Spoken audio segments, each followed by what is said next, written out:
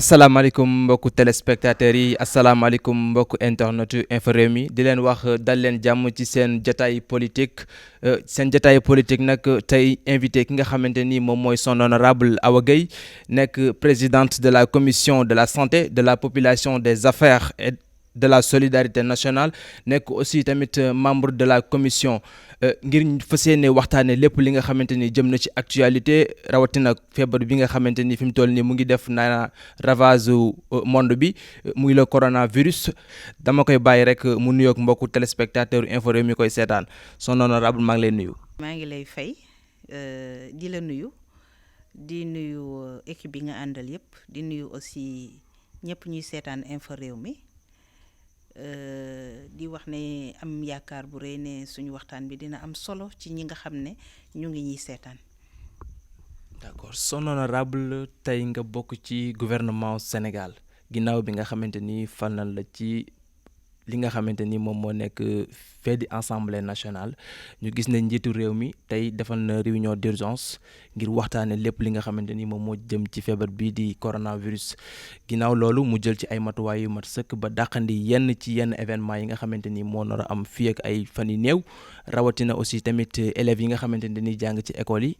ana tey ban gis-gis nga am ci mbir mi la. waaw xam nga man dama nekk présidente commission santé population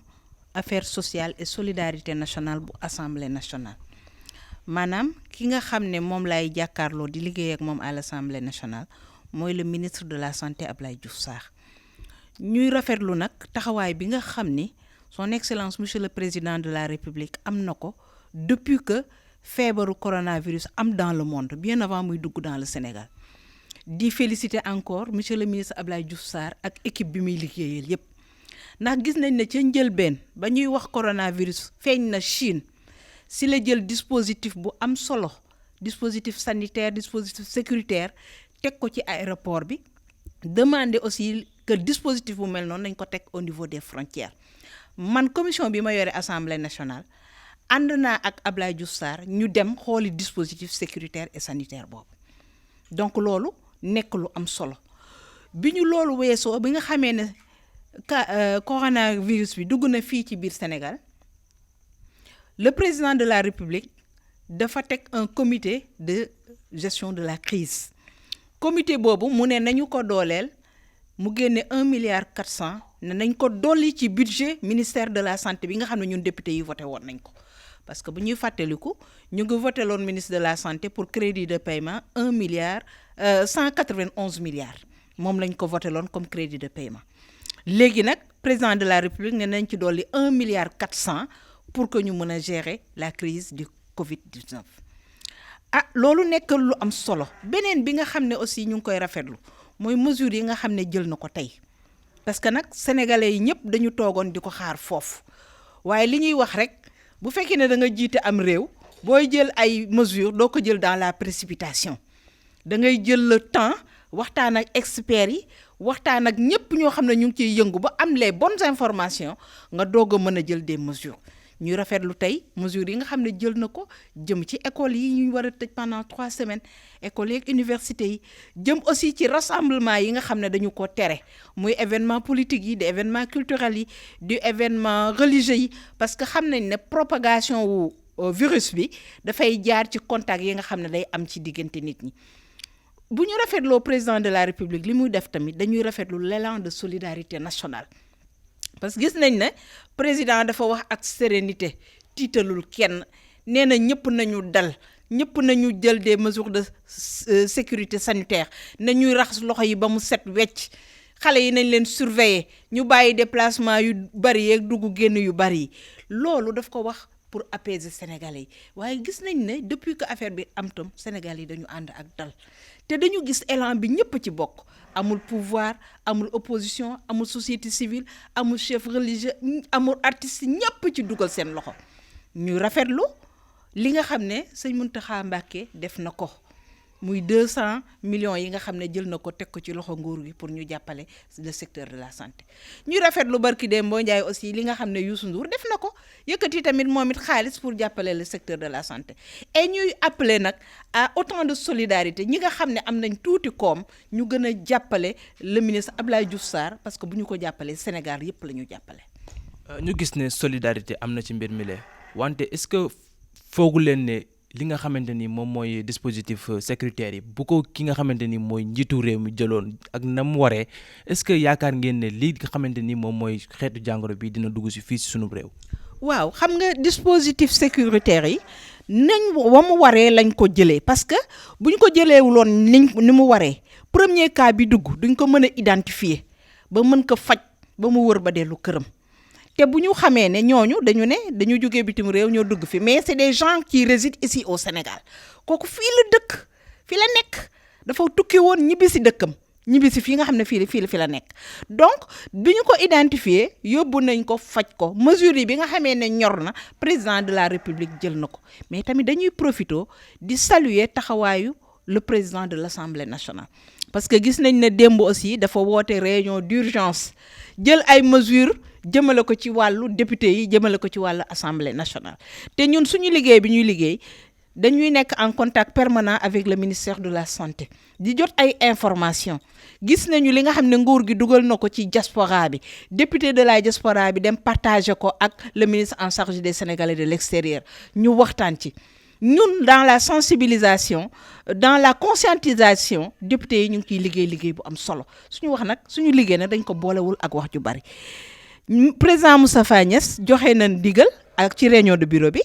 ne fan yii ñu jëm dinañu def question d'actualité au gouvernement maanaam ministre de la santé dinañ ko woo mu ñëw assemblée nationale député yi poser ko ay questions laaj ko bi li muy liggéey boobu ba léegi fan la ci toll ak naka la ñuy gérer feebar bi bien que député yi am na lu bari loo xam ne xam nañ ko ci. ñuy wax rek ne séance boobu bu ñu koy def aussi dañuy jëlaat mesures sécuritaires yépp ba nga xam ne dañ koy def ci jàmm ak salaam dara du xew.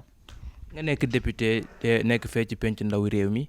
tey ñu amal li nga xamante ni ñu dakkal li nga xamante ni moom mooy xew-xew yi ak tëj école yi ngay tamit représentant askan wi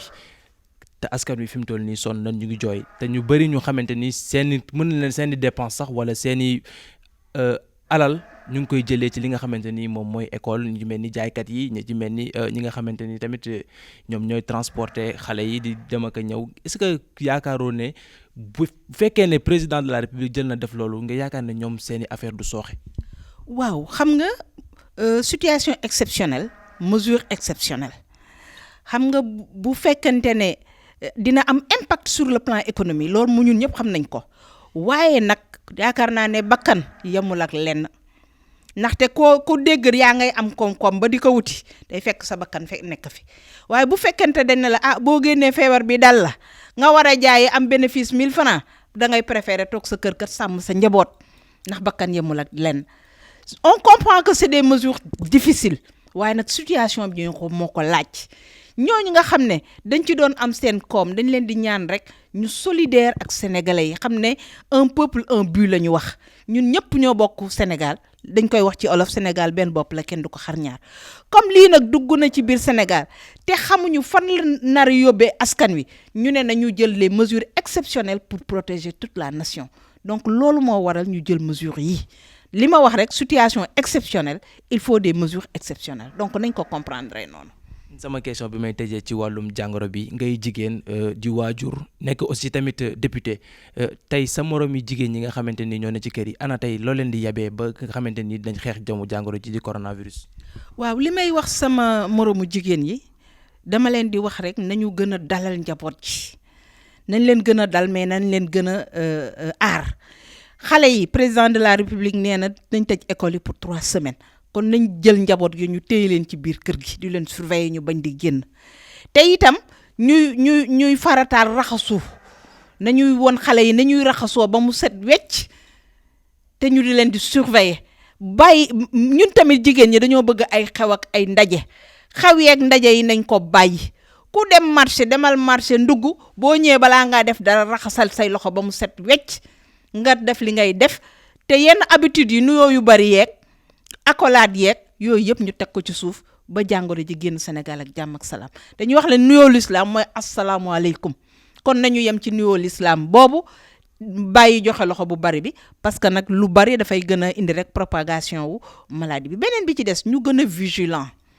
parce que vigilance bi aussi dafa am solo ñun ñoo dëkk ci koñ yi ñoo xam nit ñi nañu gën a surveiller bu ñu gisee koo xam ne kii ci koñ bi la dëkkoon mais nekk fi woon dafa tukki woon ñu gis ko mu ñëw ci période bi nañu gëstu dëkk ba mu jóge bu fekkante ne maladie ba am na fa nañ ko teel a signaler daan ne ñun kat suñu koñ bi am nag diw bu fi dëkk si te mu nga jóge ci dëkk boo xam ne feebar bi daf fa am bu ko defee autorité dinañ jël les dispositions nécessaires pour que propagation bi mën a arrêter.